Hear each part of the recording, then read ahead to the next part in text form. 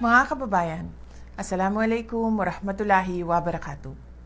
Madayawag mayong adlaw kaninyong tanan. Magandang araw sa inyong lahat.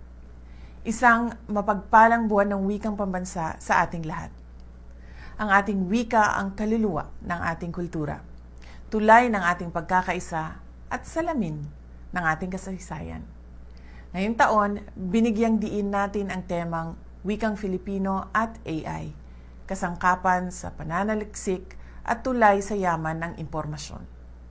Sa pagpasok ng makabagong teknolohiya, siguruhin natin na ang ating pambansang wika ay hindi naiiwan, kundi nananatiling sandata sa karunungan at digital na inobasyon.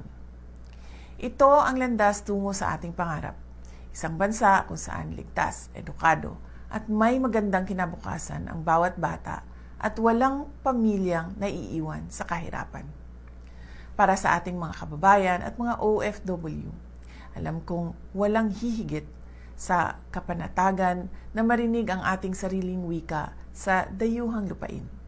Ang ating wika, ang inyong tahanan, saan man kayo mapadpad. Kaya naman, sabay-sabay nating ipagdiwang ang ating pagka-Filipino, gamit ang tinig ng nagbibigay buhay sa ating lahi, saan man tayo sa mundo. Mabuhay ang wikang pambansa!